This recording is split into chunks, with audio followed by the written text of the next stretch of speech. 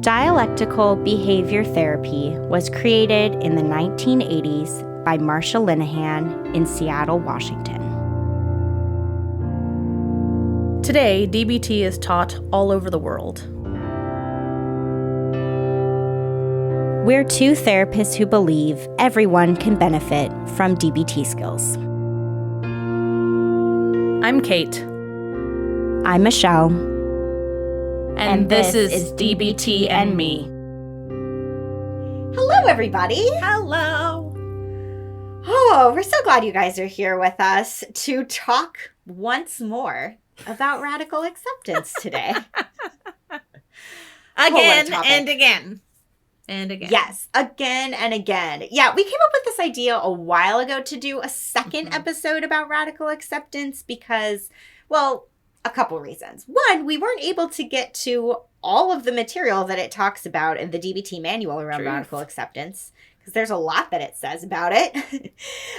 We realized, too, that one of the things we didn't talk about, which we'll get to towards the end of the episode, is this concept of turning the mind, which is kind of like its own distinct piece of the radical acceptance, willingness, and willfulness equation to add in turning the mind. We haven't really explicitly talked about it, so we wanted to do that. Mm-hmm. And also share some ways that we've seen radical acceptance show up in more of our current lives. I mean, I feel like when we talked about our radical acceptance examples the first time, you had gotten the news years prior about being sterile. Yeah. I had left the world of ballet years prior. Even more years prior. Yeah, that's true. Even more years prior. Yeah, so we were talking about these things that, like, I don't know, even if they've continued to impact us, were really things that had happened years ago when we were actually having to use radical acceptance for them. And the things we're talking about today are current / very, very recent things with radical acceptance. So we're going to share some personally about how we're seeing radical acceptance show up in our lives. We just have a lot of good stuff today with coming back to this topic. So, but before we dive in, it's time for awesome self-promotion. So we have a lot of new patrons. So we're really thankful for all of you. So we are shouting out Erwin, Anna, Madison, and Sheila. Thank you. We're very appreciative. Thank you for becoming patrons. Yes, so appreciate you all. Wonderful, wonderful people. And I don't know, I will especially shout out Madison for giving above and beyond the $5 patron level. And I feel like someone else might have too, and now I'm blanking on who it might have been. So if you give above and beyond, you get cards from us. It's true. So Madison has cards coming in the mail that will probably be there by the time this episode is released. That's so that's a cool thing. Yeah. And if you want to become a patron, the way to do it is to go to patreon.com/DBT and me to be like those four awesome humans. And then another way to be an awesome human is to check out our Etsy shop, etsy.com/shop/DBT and me, because it is shockingly hard to find. Even when you Google DBT and me on Etsy, it's still hard to find the Etsy shop. So go to that exact URL and you'll find it there. Etsy.com/shop/DBT me. Give us a rating and review on Apple Podcasts if that's where you listen. And then, of course, like always, send us emails if you have questions. I mean, and we also would love topic ideas, too, related to DBT. If there are things that you have questions about and, like, we haven't covered it yet in an episode as a potential topic, email us topic ideas, dbtandmepodcast@gmail.com. And then, I suppose, finally, if you haven't already, check out our other podcast, The Couch and the Chair, wherever you're currently listening to us. That should come right up if you search for it. So, unlike some other things. I like it.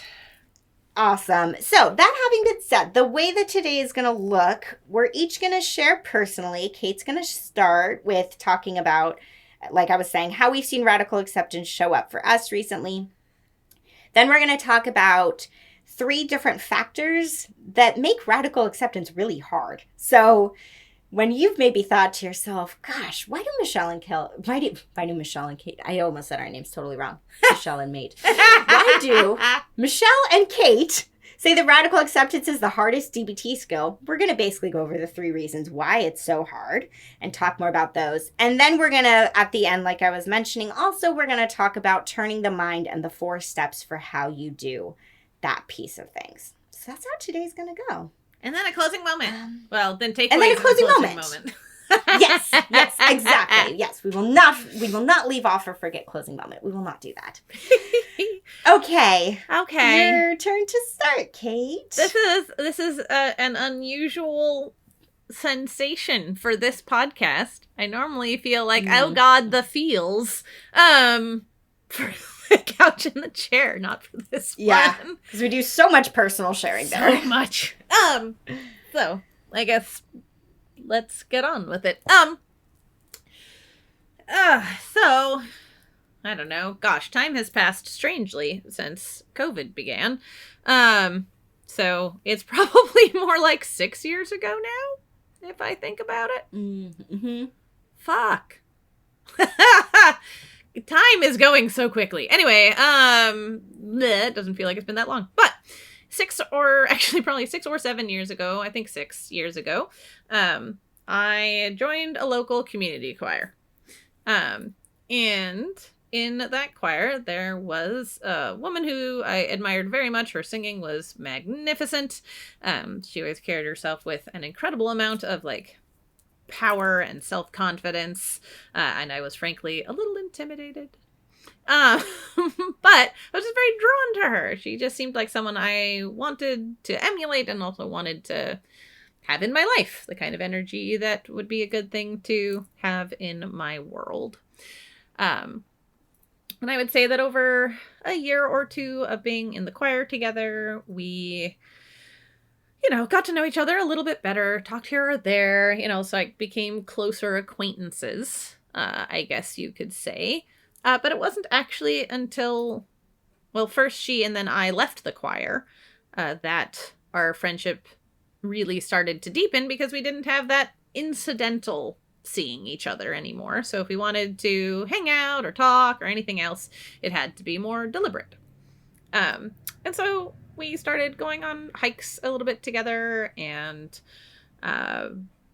just talking, texting, things like that. And I would say relatively quickly, once we started having more outside of the choir communication, our friendship developed or deepened pretty quickly. I, as I'm sure I've mentioned multiple times over the course of the years on the podcast, am a crazy houseplant lady. I was just dipping my toe into houseplantdom and crazy houseplantdom at the beginning of this friendship, and that was something that she and I really got into together. I think I actually might have given her some of her very first plants from clippings from my own plants. And this was just, this was a friend who dove headfirst into things in the same way I do, right? You don't just like, oh, hey, I don't kill houseplants. I guess I will keep a decorative 5 houseplants and not kill them and be a sane person. Instead, it's, I like plants. Oh, I can keep plants alive. Oh, I can keep most plants alive. I will own all of the plants. Right? Like, we imported plants together from other countries because once you've got all the normal shit, you have to start getting exotic shit, which means you have to look further afield, and shipping costs are expensive, so they're better when split. Right. I think I've mentioned a time or 2 on here that I, in the last few years, have started exploring more sort of witchy, pagan, spirituality kind of stuff. And that was explicitly started in the context of our friendship. She decided that she wanted to start exploring those things for herself, someone who was raised very, very Christian. And I was like, hey, I would like to explore that stuff too. I feel like it's been pretty shamed out of me over the course of my existence. And so that became something that she and I got into and explored together and got very into, because that's what we tend to do. Various aspects of that, like collecting stones and crystals. She and I got very, very into that together. She's also into gardening and cooking and baking and reading. And we basically had or developed a near 100% overlap in hobbies, which absolutely helped. We also had very similar, I don't know, we were just people who got along well. We had similar morals and values and ways of being in the world, both loud and full of laughter. And I now know that, sadly, not as confident of human being as she seemed to be, but I'm the same way. People tend to think that I'm just oozing self-confidence, which is not exactly accurate, but I put on a good face. And what started as a, casual acquaintanceship and friendship turned into a texting many times a day, every single day. Probably the first person I texted in the morning and last person I texted at night kind of friendship. And it stayed that way for a couple of years. Maybe 3. I think 3 years of really close friendship. Which sounds like a lot of background, and I'm sure Michelle's like, we were going to keep this brief. No, I think it's all really helpful. I'm Good trying. But that's all the background, right? None of that is something I had to radically accept. I was more than glad to accept this presence and friendship and intimacy and connection and camaraderie in my life. So, some signs that I ignored on my way to radical acceptance, because of course radical acceptance has to be at the end of this story somewhere.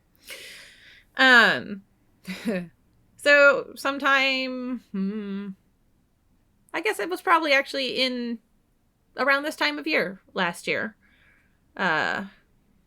started getting decreasing communication. Like, I'd send a message and it would take her hours to respond, which I know may not sound like much, but it was in the context of how our communication had looked. Or sometimes, like, not getting back until the next day, just not saying as much in the texts, right? So communication started decreasing a lot.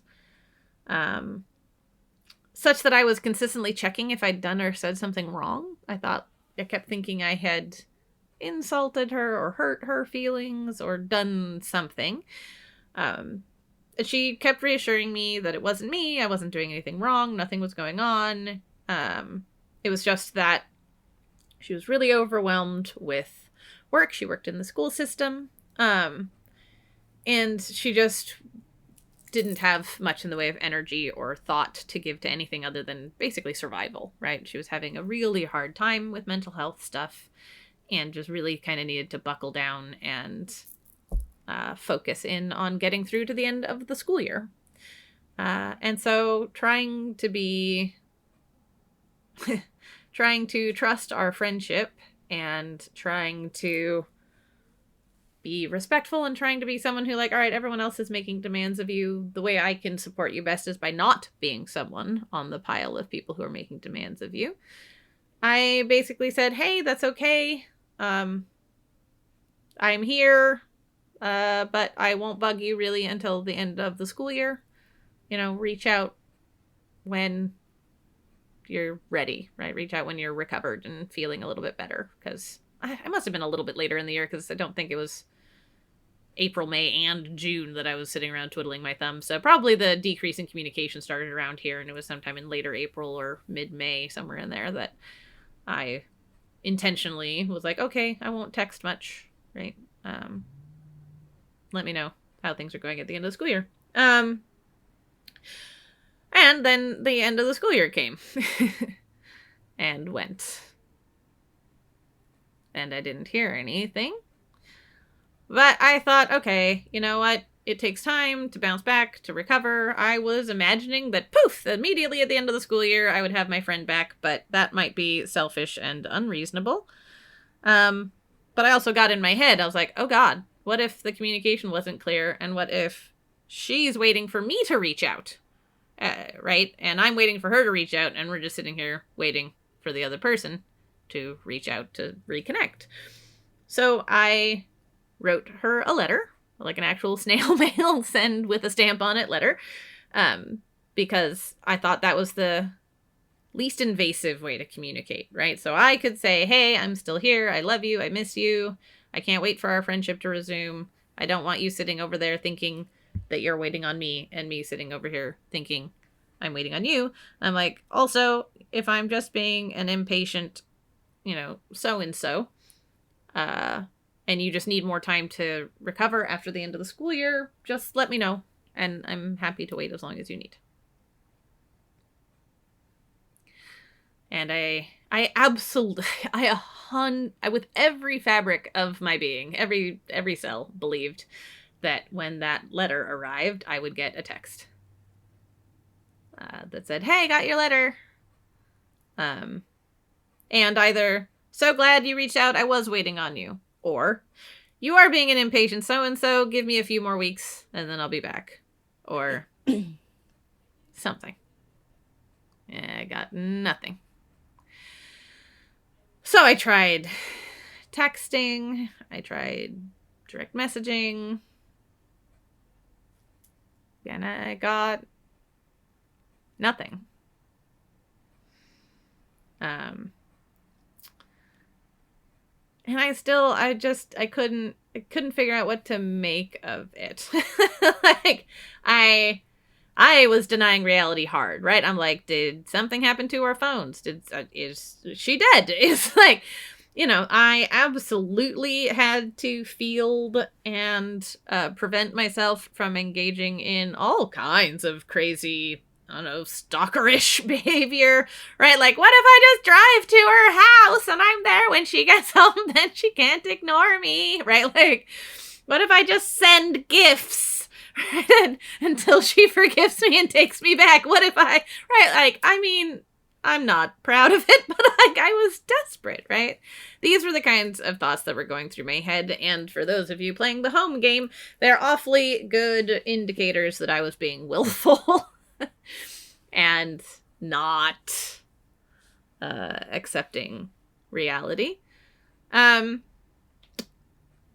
The moment I would say that I started actually turning down the path of radical acceptance, or you could call it the turning the mind moment. We'll talk about that later. It was a weird thing, actually. One day I opened my front door and there was this enormous, beautiful bouquet of flowers, but obviously home picked. Like, these weren't store-bought flowers. These were someone had gone around some fantastic garden and cut these flowers from their garden and left them on my doorstep. And the only human being I could think of in the entirety of my world that had a garden with flowers like that was my friend. And, oh man, I managed to avoid crying until now. That's gonna stop. I absolutely believe she dropped them off for me. I was like, all right, I don't know what's going on between us. I don't know why you can't talk to me or tell me what's going on, but at least I know you still love me. And something will come back. And then I found out the flowers were from my accountant. Whose garden I had never seen, and so I had no idea that that she had such a beautiful garden. Someday I'll have to see if I can ask to see it. Really, the flowers were spectacular. But yeah, when I realized that they weren't from her, was when I started to appreciate that for some reason, my don't know. I'd say it's a weird way to put it. You know, back when you were a kid, you absolutely know who your best friend is, but I think as an adult, you end up with several for different kinds of things and ways or purposes. So in some ways, I would say she was my closest friend, perhaps, just because the one that I have mostly in my life at some point always had a person who I could have yes, I have texted you 57 times already today, and we're still going, right? Like, there's equal meeting, right? Like, it's, anyway, so my closest friend had ghosted me. Yeah, that's what I had to start radically accepting. It was when I realized that the flowers weren't from her, and I think the last thing was put in when I forgive me, listeners, my one little piece of what I would say my least appropriate behavior in this instance, which I did reach out to her husband on Facebook, and I just said, hey, I don't know that this is the case, and please, of course, respect her privacy and everything else if this isn't something that she would want me to know. But I just thought that if whatever was causing her not to talk to me was something that she just didn't know how to say to me, but maybe she could let someone else say to me, could you say it to me, please? And he said that if she wasn't comfortable talking to me about it, that he shouldn't either. So I guess those two things were when I had to start going, oh, okay.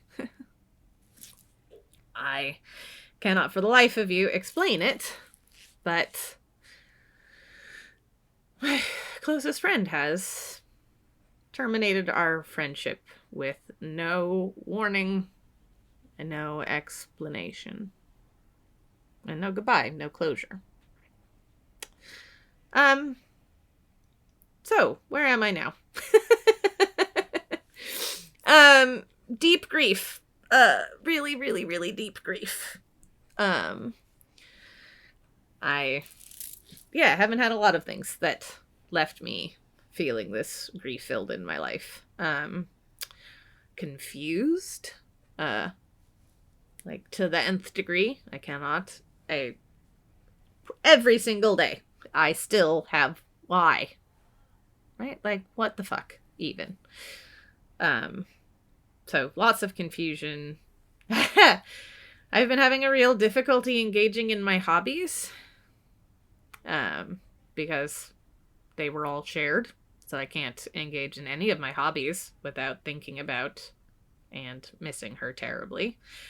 I've had to give away so many plants. I've probably given away more plants than most people own in their lifetime to try and make it so that the ones I have will actually stay alive, because I'm just not giving as much time or effort or energy to them. I've definitely killed some as well.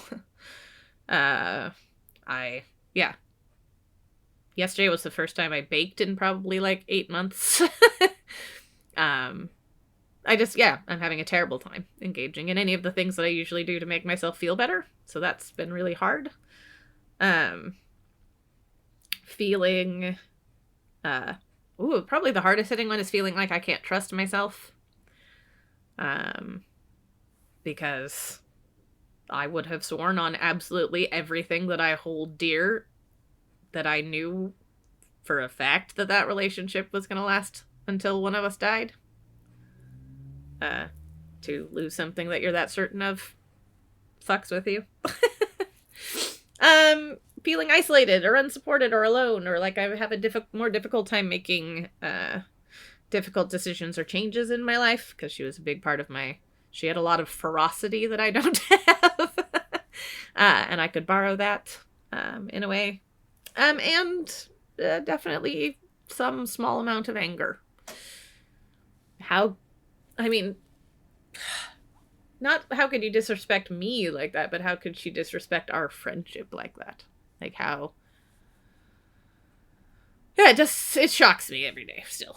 So, in short, my end of my notes here is, in short, I am nowhere near done accepting this reality. This is an act in progress. I cannot say I have accepted. I've not radically accepted this. Well, I have. I have radically accepted this hundreds of times, and I will have to continue radically accepting this probably thousands more times. Because it's really bone deep difficult. In part, I will admit, why is it? Oh man, that's a thing in conjunction, Michelle, both this and my other story of being sterile. I don't know the reasons for either of them. Which really fucking that's a new word. Fucking makes it harder for me. Because I don't know what to do with not knowing. What the fuck? Curiosity killed the Kate, and confusion and curiosity mixed with grief is a terrible, terrible mixture for me. So, right, every time I ask why is a little piece of willfulness. Why me? Why now? Why her? Why this? Why? This isn't how this was supposed to go, right? This isn't what was supposed to happen, right? I've got them down, man. I could go down a laundry list of non-radically accepting thoughts, that I then have to notice and be like, right. Even if I psychically intuited the why this moment wouldn't do anything. She's still done being my friend. Like, why doesn't help. That clinging to why is a distraction, right? That's a way to not radically accept. It's like, somehow if I get the answer, it will change the outcome, which is not true. So yeah, we'll go over, there'll be some statements later on where we're talking about some of the difficulties. Like, these are ways you might notice that you're struggling to radically accept things. Yes. Check.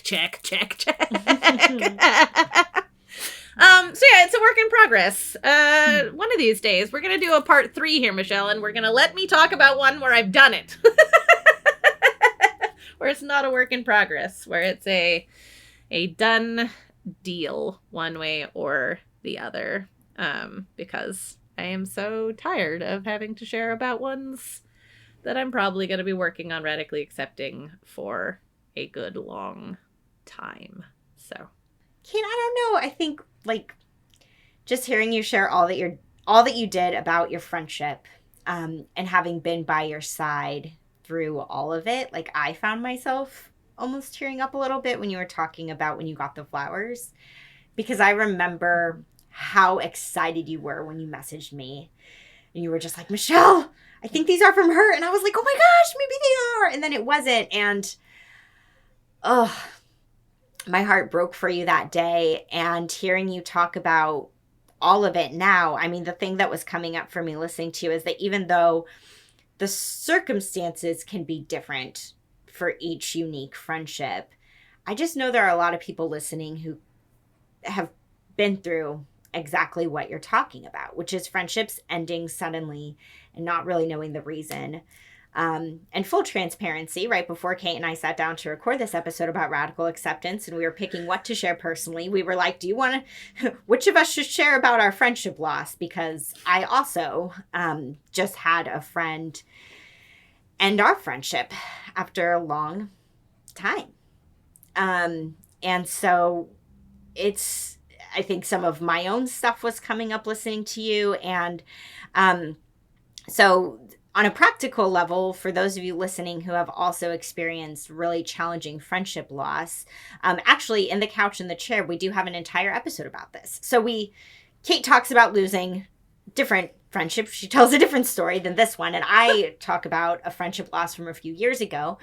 But if you're looking for more camaraderie, I guess, around the topic of friendship loss, like Kate was talking about, that episode may provide it, because I don't think it's a thing we talk about very much. We talk a lot about romantic relationship loss and breakups. And we don't talk as much about how painful it is to lose friendships all of a sudden out of the blue like you did. We just don't talk about it. No. And we should. That's true. Mm-hmm. I agree. Yeah. It would be nice to feel less alone in it sometimes. So. Yeah, totally. Yeah. Okay, I guess on to my sharing.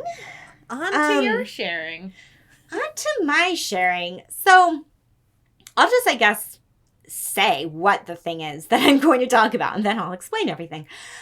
So basically, the thing that I'm going to be talking about is this dream of finding a forever home, and the recent process I've gone through around recognizing that that dream may be harder to reach than I originally imagined. So the background story here, when I met my husband and we started dating, which was 6 years ago now, he had just bought a house. He had bought a 3-bedroom, 2.5-bath townhouse. And of course, I thought it was like really attractive and sexy that he was a homeowner, because that is an attractive, sexy quality. And basically, after we'd been dating for about a year, I moved in with him. And we've lived in that same house ever since. So fast forward 6 years, and we live in that house together. We have our son in that house. His mom lives with us. She's lived with him since he bought the house. And ever since the beginning of our relationship, we talked about how we knew at some point we would want to buy a new house together. Even though I like the house that we live in, I have no complaints about it. I didn't pick it. I didn't choose that house. He chose that house on his own. And then I moved in and we, made it feel like our home with our belongings and things like that. But I didn't pick that house. And we wanted to eventually choose a house together. Ideally wanting to find a house that maybe wasn't a townhouse. Finding a house that would maybe have a yard, something he really wanted. We have a tiny yard now, but it's, not much of anything. We just had these dreams that we've talked about from the beginning of our relationship of what we would want someday, and that we would really want to have our house that we would buy together be a house that we could see ourselves really raising a family in and staying in, as they say, forever, right? That forever home. It's really what we've dreamed of since the beginning of our relationship. However, it's been off the table, I suppose, for one reason or another. Financially, for a long time, it felt too out of reach, and we've just had other things going on in our lives. In 2019, that was when I went into my private practice full time. And we got married. That's kind of sort of maybe a big expense to have an entire wedding. Then in 2020, COVID happened. He lost his job and started a new one. 2021, we were trying to, we were actually, gosh, time is funny. I was pregnant almost all of 2021. It was just like, it's never really been the right time up until now, honestly. Our son is honing in on 18 months soon enough. And my husband got a new job in August that resulted in him making more money than he had made at his previous job by quite a bit. And so back in the fall, fall of 2022, we decided to reach out to the mortgage broker who had helped him buy this house, helped us with refinancing the house in 2020, and basically just have a conversation with him to say, hey, we're looking at wanting to get our forever home. What steps do we need to start taking to make that happen? So he explained to us that the first step of the process would be going through pre-approval, where you more or less submit a whole bunch of documentation proving your income. And then the bank decides how much they think you can afford for a house. They shoot you back a number and say, okay, you can buy a house that costs X amount of dollars. But he asked us in that phone call, he said, well, Adam, my husband, he said, Adam, what are you making? Okay, Michelle, what are you making? So we gave him some numbers and he said, well, based off of those preliminary numbers, I think you guys could be approved for X amount of money. And he told us a number. We went, awesome. That number sounds great. So we talked to next our real estate agents, the real estate agents who had also helped Adam in buying this house. And at that time, right, this was fall. This was September, October. And our real estate agent basically said, I'd really recommend you guys wait until February. Wait until then to sell the house that you have and to look at buying a new house. And then in the meantime, work on getting your house as ready to sell as possible. So that's what we did. We set about, we got the furnace replaced, we got a new heater, we had painters come in, we had an area of the floor fixed up. We really started investing time and energy. We replaced some light fixtures. We got our house as nice as it could be. And we got a storage unit in December. And we started basically moving out a lot of our, you could say, unnecessary stuff. I have tons of books. I'm not going to read all those books within the next few months. So packing things up, getting things out of the house, and really preparing so that in February, we would be ready to make this happen. So in January, that's when we started the pre-approval process. We reached back out to the mortgage broker. We said, okay, we're ready to start submitting our paperwork. And we did. And he came back with a number that was well below what he had originally told us. And when I say well below, I mean more than $100,000 below what he had told us. It was a number that, we would ideally like to buy a 4-bedroom house. A bedroom for us, a bedroom for Adam's mom, an additional bedroom if we have another child at some point. And we just knew with that number he was giving us, we couldn't find any 4-bedroom house within that number. It would not be possible in the areas that we were looking in. So what do? What happens? Now, my husband's first response was, well, this is done. We can't do this. We did what we were told to do. We submitted our paperwork. This is the feedback. This is over with. And I said, hold on a second. I don't think this is over.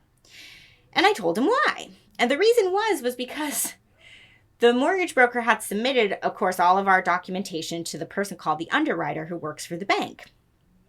And they had horribly miscalculated Adam's pay by a lot. They had calculated his pay as if he worked 34 hours a week instead of 40 hours a week, because there was a week or two here or there where he had only worked 34 hours because of holidays or whatever it was. I said, hold on though, these numbers are not right. We need to get these numbers right. This is not over. We need to try again. And the mortgage broker had said, these numbers might look better if you guys file your 2022 taxes and do that, and then let's try again. I said, okay. So I talked to our accountant, scheduled our taxes immediately. We got our tax return back. Adam did an extensive phone conversation with them to try to explain, what was going on with his paychecks, because there's a whole lot more to that story. His job was documenting his pay wrong. It was a whole lot of things. But we resubmitted. And the same answer came back. I think maybe we were going to get approved for $10,000 more. It was still really bad. It didn't make much of a difference. So I reached out to our real estate agents and I said, what do we do here? I think we can afford a new house, but this is the answer that we're getting back. And the real estate agent said, I know somebody else you can talk to. Talk to this person I know who's another mortgage broker. She may be able to help you and look at the numbers differently. And I said, okay. So basically, I decided to call her. And in the days leading up to that, things just started to feel exponentially harder in ways that I can't really explain tangibly. If for any of you, and I don't know how it is in other parts of the country, I know how it is in Washington, the interest rates right now on houses are through the roof. And when interest rates are high, it really impacts what your monthly mortgage payment is going to be. So I had this number in mind for what I believed Adam and I could afford to pay as a mortgage payment.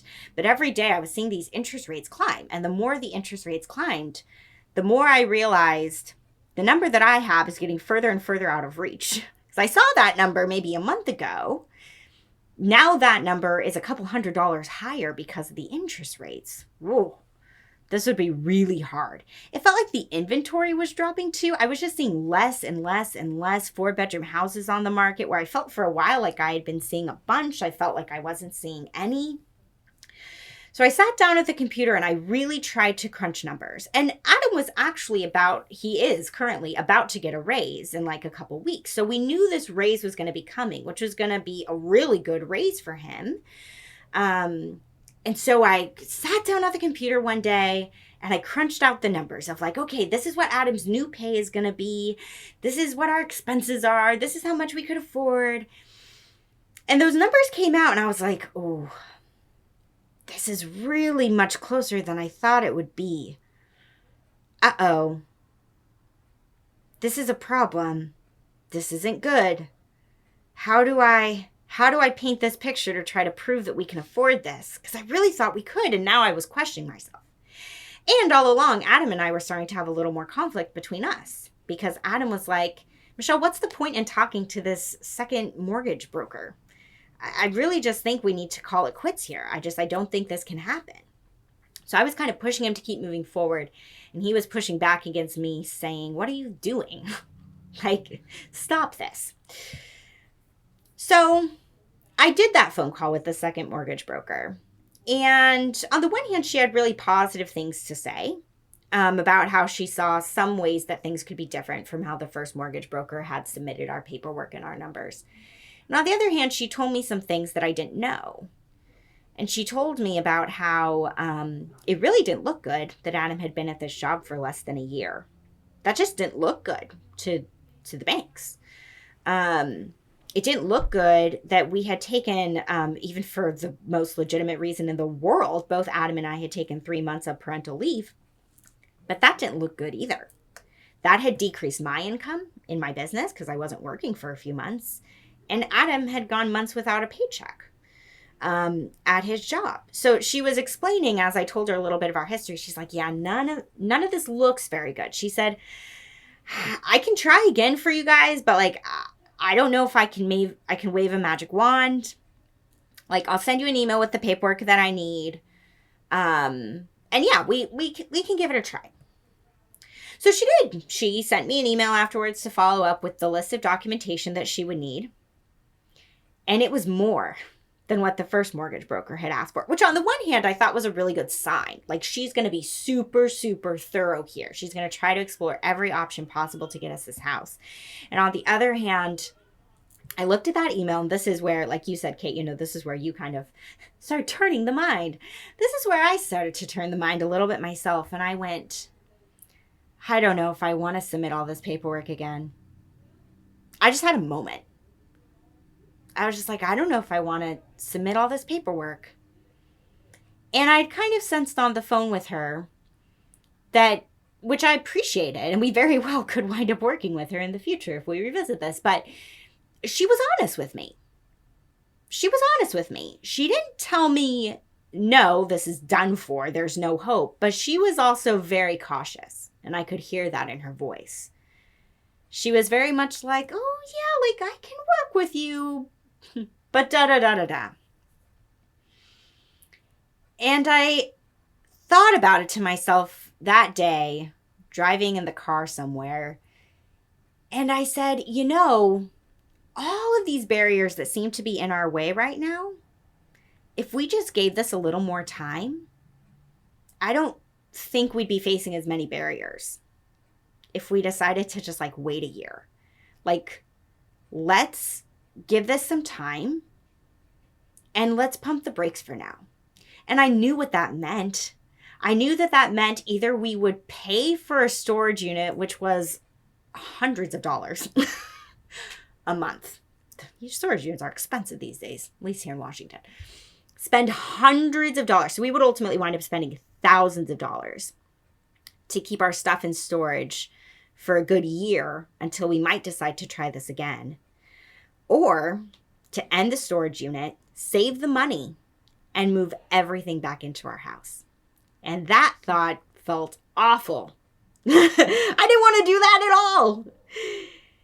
And yet, I recognized that I was starting to get into a willful place of just like, I'm going to try to explore every single avenue available to us for this. On the one hand, I've done that a lot throughout my life, and I viewed it as a strength.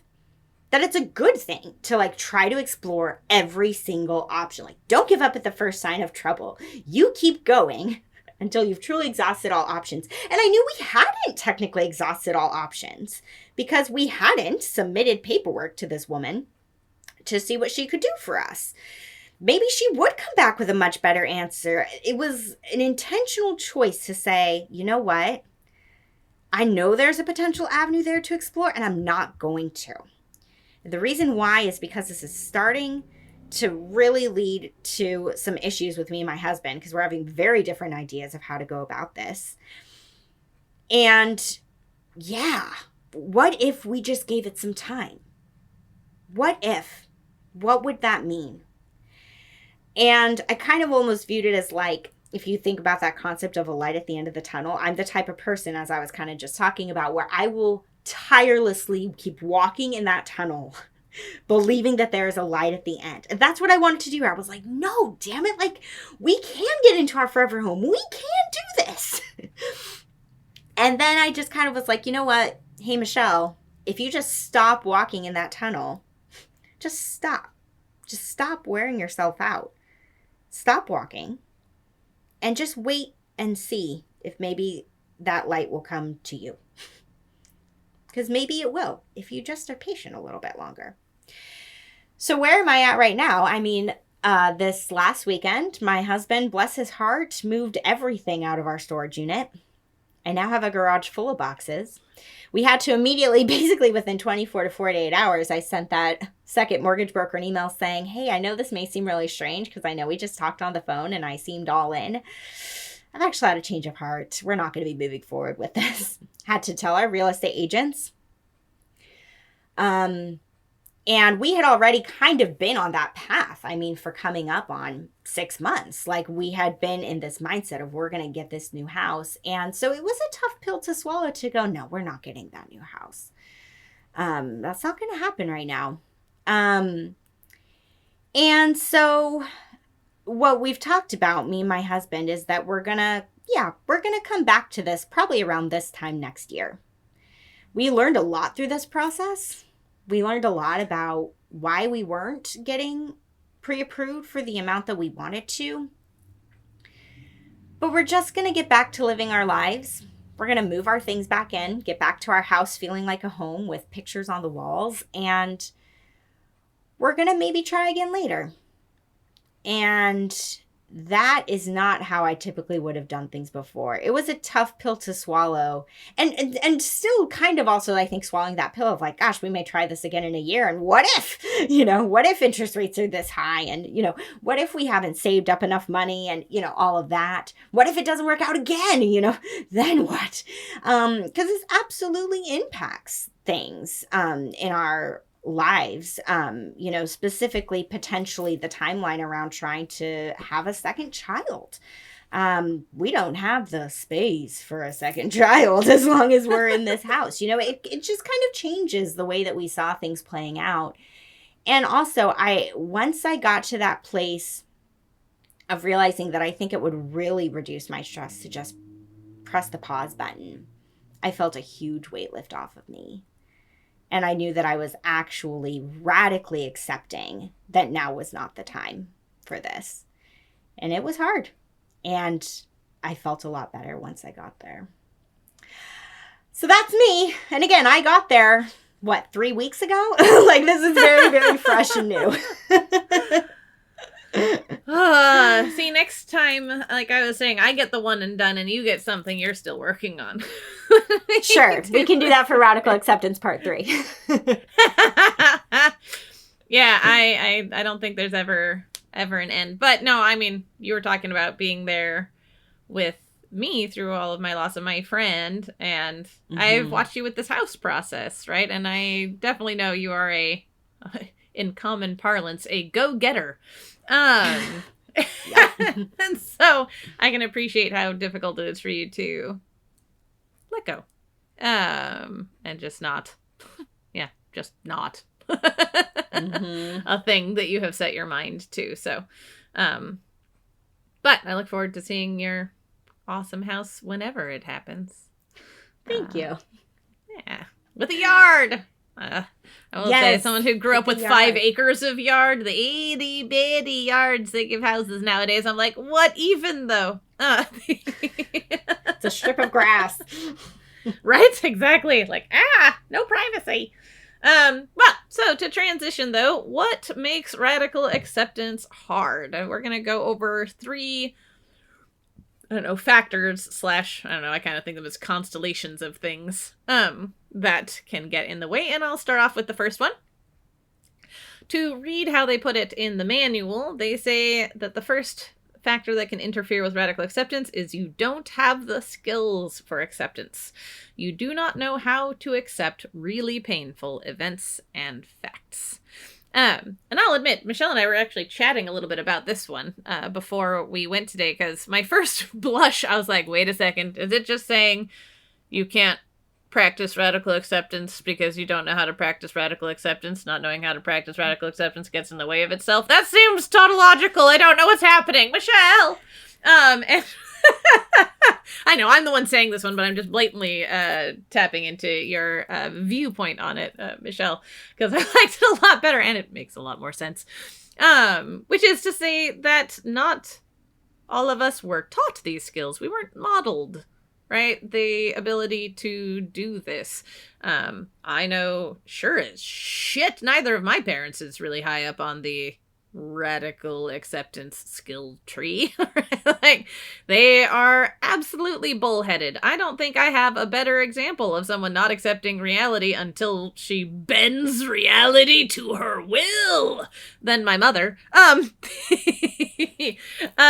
father more fits more of the just go-getter, more like you, Michelle, than like holy shit lack of radical acceptance. But I for one was not taught that, okay, this is what this is, right? Like, kind of headspace or skill or emotional space.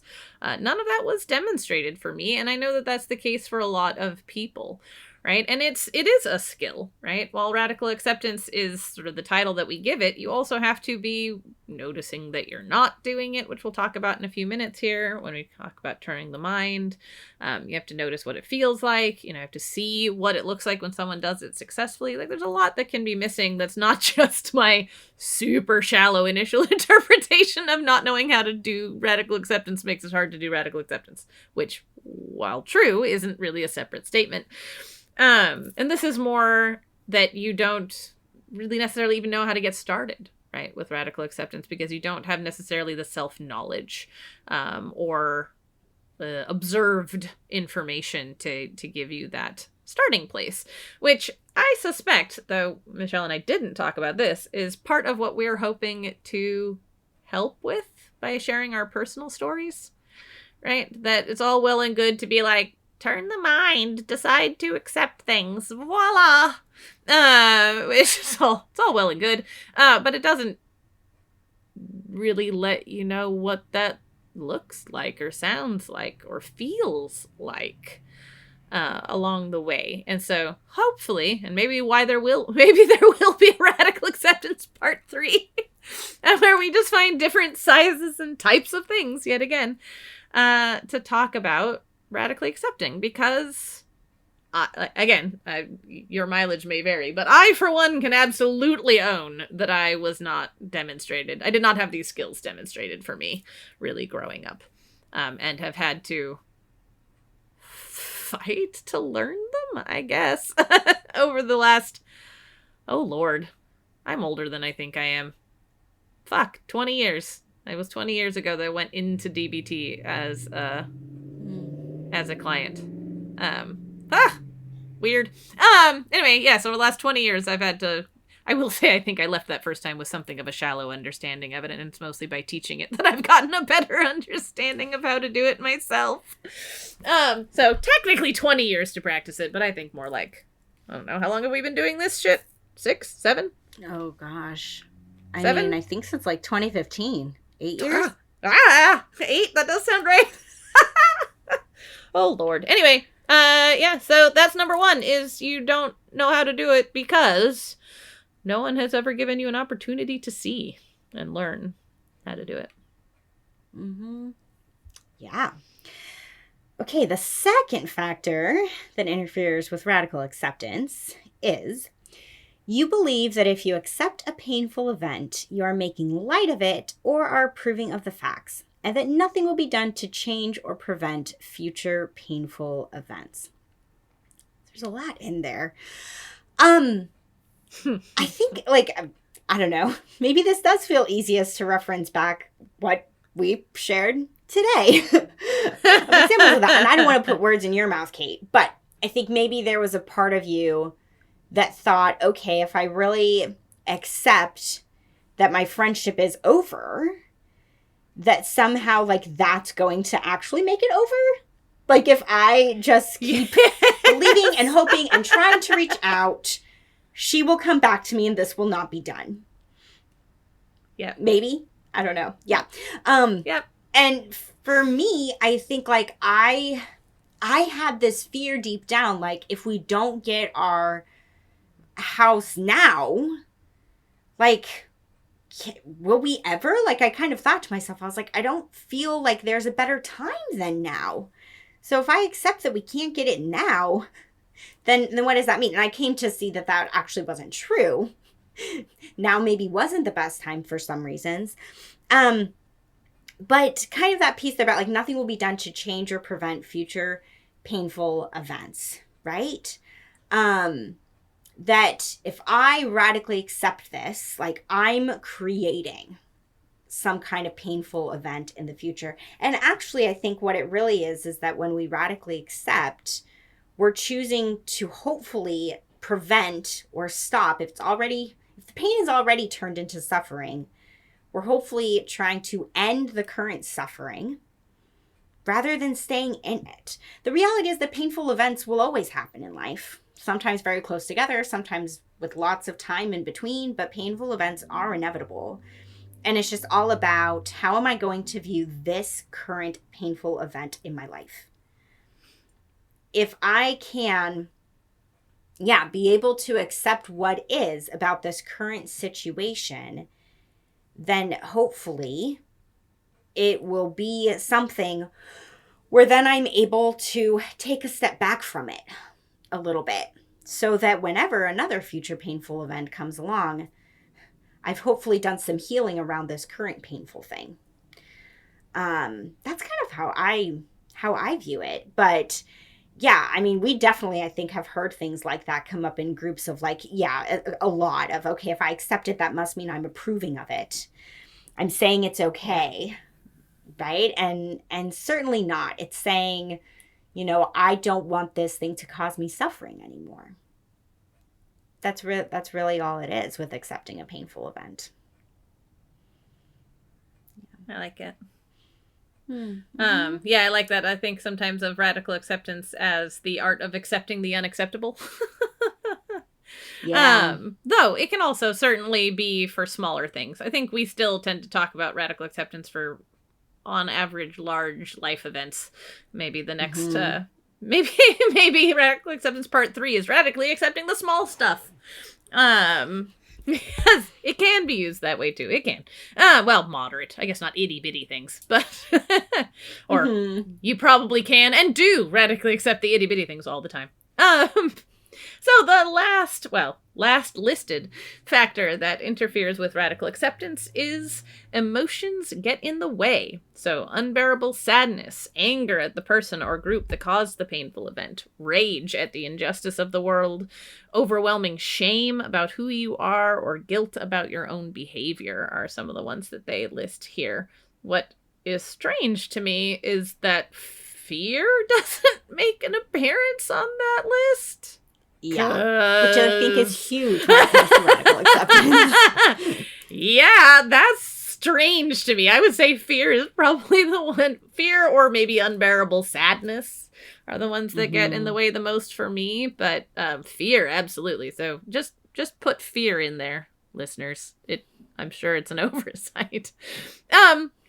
Right, but this is, not to just continue to pitch DBT, but I would say this is a lot where, like, distress tolerance, the rest of the distress tolerance skills come into play, right? Is But yeah, it is abso-fucking-lutely incredibly difficult to radically accept things that are causing you unbearable sadness, anger, rage, fear, shame, or guilt, or other hosts of unpleasant emotions. There can be, speaking of fears, and I think you're talking about this sort of, I don't know, meshes well with what you were talking about with the second factor, is, right, you have this fear of, like, I don't know, that if I accept it, I'm saying that these emotions are okay, or maybe even that I'm prolonging this emotion, right? If I accept Or this like reality. Yeah, sorry, go ahead. Yeah.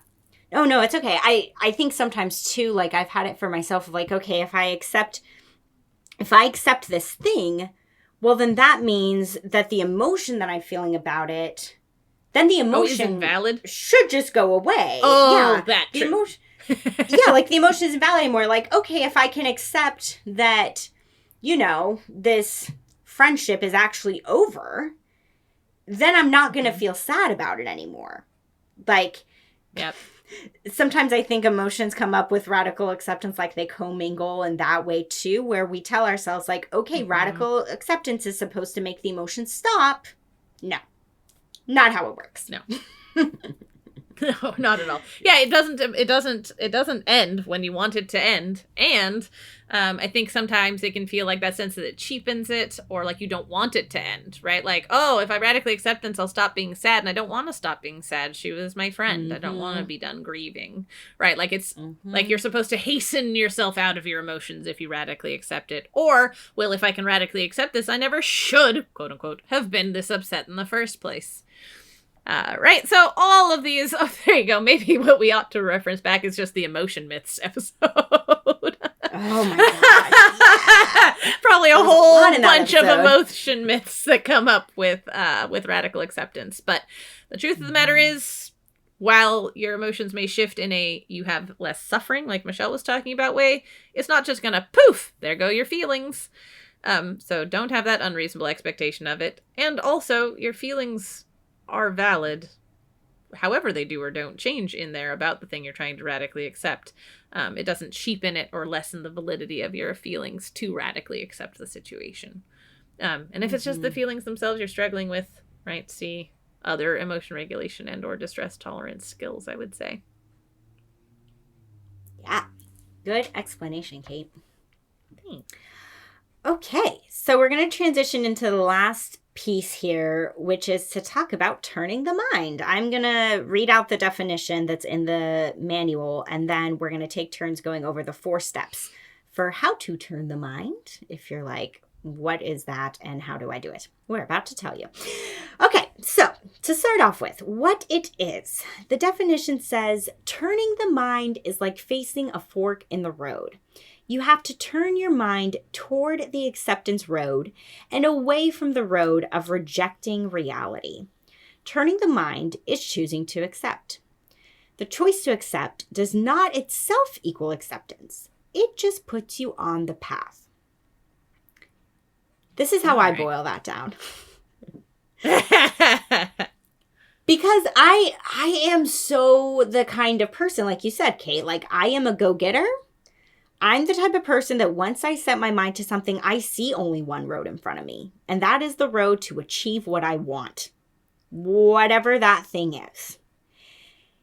And I view it as turning the mind as kind of this, realization that, oh, I may want things to go a certain way very, very strongly. And also, I have to remember and accept that I am living in a world full of other people and other factors and other events, and things may not go my way. That's how I view it. Like, the moment that you have that thought of like, this isn't really going my way, is it? This seems to be going in a very different direction than I saw it going, right? This is harder than I thought it would be. I'm feeling, more sadness than I expected to feel. Whatever it is, if you have that moment of this isn't going according to my plan, you're starting to maybe open up to realizing, there's another path here. some other things are going on and unfolding, whether I want them to or not. What are those other things? And we tried to name that, I think, in each of our sharing, which was, like for me, it was this acceptance when I saw again, just like realizing, I don't think, again, it took me another day, which honestly was very quick radical acceptance. It does not always go as quick as it did for me with the house stuff. But I just had that moment when I saw that email come in from that mortgage broker where I was just like, oh, this isn't how I saw it going. I didn't think she'd ask for all this, right? Like, I was just very consciously aware of like, this is starting to feel like an uphill climb. And like you said, Kate, for you, it was getting the flowers. And you thought, oh, these must be for my friend. Oh, wait. The universe just threw a big curveball at me because these are not from my friend. Oh, God, right? It's just that moment of realizing that there are things that happen that are outside of our control. And we either get to get curious about those things and what path we might go down if we start. I kind of, again, classified as like following the universe's lead, but you can think of that however you want. Some people might think of that as God. Some people might think of it, I don't know, as not the universe or God, just life circumstances happening. But it's just realizing like, oh, there's another option here rather than just the way that I envision things going. That's kind of how I think of it. That's interesting. Yeah, I guess I hadn't thought about that, but I'm not quite the driven human being that you are. So I think for me, this is actually really tied together with the first step here that they have, which is observe that you're not I can talk. Observe that you are not accepting. Because I think for me, that's just like, I don't know. I want to talk about riding a horse. I was like, that is not a universally shared experience, Kate. That's a metaphor. If you've ever tried to be on a horse that's really trying to eat the grass on the side of the road that you're walking down, that is what turning the mind is in my head. You get to let the horse eat the grass and finish, and then you keep going, or you get to keep trying to tug the horse away, like that kind of a thing. Yeah, I was gonna say that tugging the horse away from where it wants to go is me tugging my mind back towards radical acceptance. I really want to go down the unaccepting path, but I have to keep like, nope, we're not going there. Nope, that's not what we're doing. Nope. It's just a lot of that. And the way that I know that it's time to nope, right, is to notice in the first place that I am right? Not accepting. So some of the things they say to look out for are looking out for anger, bitterness, annoyance, if you're avoiding emotions. Some of those statements that I was talking about in my share, why me? Why is this happening? I can't stand this. It shouldn't be this way, right? Michelle, maybe this isn't how I saw this happening, right? Yeah, it shouldn't be this way definitely hits home for me. Yeah, right? Mine is the why. Why is this happening, right? But no, if you can look back at your own life, you probably have some emotions or turns of phrase or other things that are your personal red flags, shall we say, for you not accepting reality. And that'd be a good thing to do some exploration around, journaling, talking it out, just thinking prolongedly. Like, what are your signs that you can look out for to show you that you're not accepting? Because you have to notice that you're not doing it before you can decide to do it, yeah? Yep. Yeah. I kind of think of that first one as like, notice if you're being willful. Yes. That's really what it's talking about. If you know what willfulness feels like for you, try to notice that if you're feeling willful. So, the second step says, it's so hard what I'm about to say. Go within yourself and make an inner commitment to accept reality as it is. This sounds so cheesy to me. Sorry. Exactly. I was like, this is not beautiful or flowery. This is not. This is likely going to look like shedding a lot of tears. This is likely going to look really messy because this is probably going to come with some grief. You are, again, if you're facing that fork in the road like it talks about, and you've been already on or trying so much to go down that one path that you really want, this is you consciously saying, I'm going to leave this path. And if you've already been walking down it for a while, like I felt like I'd been walking down this path of getting a new house for months. It's literally, if you think of it like this, turning around and saying, well, now I've got to walk back to the beginning. All that time I spent putting into this, okay, now I've got to get out of it, right? I've got to go back to the start and decide that I'm going to walk down this new path that I don't know what the hell is down there. I don't know what that's going to look like. I don't know if I'm going to like that path once I get to the end of it. I may not. But I'm recognizing that, right, taking that, the devil I don't know might be better than the devil I do know. That's really what it is. Oh, but that is so tough. I don't think I have much more to say about that second step other than that No. It is tough and difficult to decide to let go of what you were holding on to so dearly. And that's what you're doing here. You're deciding to let go of what you really, really, really, really wanted and open yourself up to what else might come your way. But yeah, you have no idea what that is at this point when you're turning the mind. You don't know. So yeah, it's a little scary. It is. So step 3, I like is do it again. Over and over, which is why when you said it's radical acceptance again, I was like, and again and again. Right. Keep turning your mind to acceptance each time you come to the fork in the road where you can reject reality or accept it. I guess maybe this is even more so the part of turning the mind that is like the horse to me, right? Like this is That's again what I and was again thinking. and again Yeah. and again and again, right? It's like mindfulness. Just keep bringing it back. Exactly. Yes. It's like mindfulness. It's the mindfulness kittens and the horse of Kate's childhood apparently in the same place. But yeah, right? I mean, speaking of things I don't know how much to say much more about, because it is just, it's about repetition, right? Michelle and I think, talk a lot about how a lot of times radical acceptance isn't a one and done, right? It is a repeated or even just ongoing process. Might be something that takes months, might be something that takes the rest of your life, and you never are complete. And you're still having to do it again, over and over. Right? And sometimes you might take little flights of fancy down the wrong road. I just want to normalize that. And you can still turn around and come back. Right? If I get too lost in the weeds of why, I can be like, oh, right. That's not helpful. Come on back. Right? Like, back to acceptance.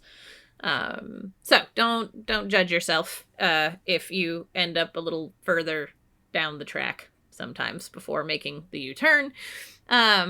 Just so long as you do it. And do it. And do it. Mm-hmm. As needed, right? Over and over and over again every time you have the choice. So. Yep. Yeah. So yeah. The final damn it. step. Oh, what was Yes. that, Kate? Oh, I said so yeah, and then I said damn it. Oh. Our Zoom call glitched for a quick second. Okay. Final step. Step number 4. Says develop a plan for catching yourself in the future when you drift out of acceptance. Now, the manual gives no guidance or direction about what it entails to develop a plan for catching yourself in the future. But I think maybe have an example here for myself. So one of the things, and maybe other people who have, who have been in that process of looking for a new house or dreaming about a new house or whatever it is, if you like download apps like Redfin or Zillow or whatever it is, boy, I mean, for months, I was on Redfin every single day browsing houses. It really became like my time filler. If I had a couple minutes to fill, rather than like going to, say, Facebook or social media, I was going on Redfin. I was like, ooh, what new houses are here? Getting multiple emails a day and all this stuff. And I knew for myself, okay, if we're really going to not do this right now anyways, I need to delete the Redfin app. Like, nope, no more. No more doing that. There's no point in looking at houses right now. No reason to do it. So I did. And still sometimes in these last couple weeks, I'm like, oh God, all I want to do is look at Redfin, because I feel like if I don't look, then it's like I'm letting the dream die entirely. Which we're not letting the dream die entirely, right? We're not saying, oh, just because it didn't work this time, we'll never, this is the house we're always going to live in. No, like, we are going to try again to move, but I recognize that if I try to browse and scroll through other houses right now, that is me in some way holding on to something that I've agreed to let go of, right? Like to walk away from. So I need to actually do that and not come back to this until we are actually pre-approved for an amount that we can afford. Like I need to walk away from this for a year and then maybe try again, and also recognize within myself that I could need to walk away again. But that was part of, I guess, the plan that I came up with for myself was, nope, I am deleting the Redfin app. I am not going to look at or daydream right now. I'm just not going to do it. So that was it for me. I don't know, Kate, like I don't want to put words in your mouth, but I feel like this has come up a lot with you and I, that like you do, you text me when you're missing her. Like you let me know. And that maybe that's part of like your plan of like, hey, when I do have feelings of sadness come out around this, rather than fantasizing about how can I reach out to my friend and how can I try to get her back, I'm just going to tell somebody, hey, I'm feeling really sad about her today. Like, I'm really missing her today. Maybe that's part of it for you. So I don't know what it could look like for you, listener, with whatever you're struggling to radically accept. But those were some examples I thought of for us for that 4th step. Yeah. I like it. Yeah, it's like find connection somewhere else, right? Remind myself that, like, your brain can get kind of crazy, be like, that was your only friend, right? Like, which is demonstrably untrue. And so to be like, right, no, look at these other people. I can reach out to these other people who love me and with whom I have a strong connection and, stuff like that. Then get crazy and be like, Michelle, you're never allowed to leave me. No. Oh Lord, gosh, right? What is a takeaway for today? I think, well, I mean, most practically, probably just the better way of looking at that factor that interferes with it, of thinking of it like more as a not having the skill modeled. And I don't know, I appreciate that you and I had such different shares in a like, well, one is you can't control other people, and one is there are just factual things about the universe that you sometimes cannot control. Right? So more, not to say you don't have feelings, but like more of a cold thing, right? Not a relational thing, but just like cold hard facts. We wanted to be yeah, exactly. Really intentional about not sharing too relational things. Because we could have, but yeah, we were like, no, we're not going to do that. Because a listener actually pointed out at one point, which was really interesting, with our first radical acceptance episode and the 2 examples we shared, we both shared something about our bodies. Which was really interesting. And I hadn't thought about that. But they were like, how can I use radical acceptance for other things? And I was like, good point. So, yeah, you're totally right. We wanted to share 2 very different examples today. Yeah, and I like that. I just like the breadth of what that looks like. So, and God damn it, emotions are hard. There you go. Those are my takeaways. What about you? Yeah. Gosh, I think the thing that I'm taking away, because we don't actually really talk too much about turning the mind when we teach radical acceptance. What we do when we're leading groups is that all in one night, you guys, in one evening, we talk about radical acceptance and willingness and willfulness. All in one night. So we just very quickly gloss over turning the mind. We're basically like, here's a handout, read it later. Okay, keep it going. Exactly. And not that I think, and not that I think there's necessarily a way to like find the time out of thin air to talk about it more, but I think I actually, like, really, with us taking some time to talk about it today and, like, hearing myself read the definition aloud about just, like, how it really is this intentional choice to, like, recognize, okay, what I want may not happen.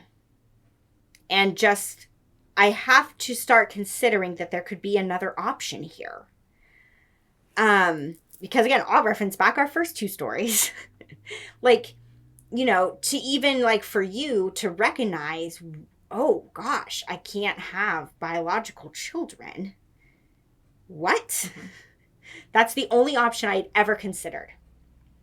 And for me to recognize I wasn't going to have a career in dance, that was the only option I had ever considered, was becoming a professional ballet dancer. So that this really is the only way that you ever get to radical acceptance is by recognizing, there's got to be something else here, because I didn't think there was, but now I'm realizing there must be, even though I don't know what it is. And even if I don't like it, there's something else here. Yep. So, yeah, I think that's what I'm taking away. Is just like, we've never talked about turning the mind this much. And I'm actually really glad we did, because I think it, you know, may impact how radical acceptance is taught in the future, with perhaps a little more emphasis on it. So, yeah. All right. Also, closing before moment? we dive into... Yeah, closing moment. Before closing moment. I was going to... Yes, closing moment. And I'm saying this in real time to Kate and all of you listening. We've done this once or twice before where, you know, Kate and I block a certain amount of time for podcasting. And sometimes we get carried away and we get extra chatty. And I still want to respect those boundaries that I've put in place for myself. So I think tonight I am going to dip out before... closing moment to go eat dinner with my son and my parents. But yeah, I'm so glad we decided to do this episode. I feel really proud of it. So I'm sure the closing moment will be awesome. You'll find out. You're going to leave, and then we're just going to have a party, myself and all the podcast listeners who are somehow going to do that with me now. It's going to be a wild closing moment over here. Well, you enjoy that closing moment party. And all right, you enjoy your dinner. Thanks. All right, so let's do this closing moment. Take a second to just get comfortable. Whatever that means for you right now. You can sit down, stand up, lay down. Whatever feels good and right in your body. And if you're safe and feel comfortable doing so, I invite you to go ahead and close your eyes. To start, we're just going to notice our breath. You don't need to breathe any more slowly or any more deeply than you do naturally. It's just about paying attention. Just about noticing the rhythms and the sensations of your breath and letting them welcome you into your body and into the present moment. All right, for the visualization today, I'd like you to go ahead and start by just bringing to mind something you might be struggling to accept right now. If, as we were talking about, some of those ways to notice that you're struggling with acceptance, questions of why, statements that it shouldn't be this way, acting as though reality might not be real, that's a good indication that that might be something you can pick for today's exercise. Ideally, not something too huge or overwhelming. I'm not trying to take you to too difficult of an emotional place. But something you're struggling with. Something you don't like. Something you wish were different. And are struggling to realize it can't be. Once you have your situation in mind, I'd like you to picture standing at a fork in a road. As you look down one path, I want you to try to imagine what it would look like to continue walking down the path you're on right now. Feeling the way you're feeling, thinking or believing the way you're thinking or believing, behaving in the way you're currently behaving. What does that road look like? How difficult is it? Is it incredibly difficult at the start, but then it looks like it gets easier down the line, or quite the opposite? Does it look really quite comfortable and easy to start with, but if you look far enough down the line, you can see it gets pretty gnarly. Just take a moment to consider, what will life look like, feel like, be like, if you keep walking down this road? I'd like you then to, in your mind's eye, look down the other side of the fork in the road and assign to this side what it might be like if you accepted reality. If you practiced turning the mind and radical acceptance,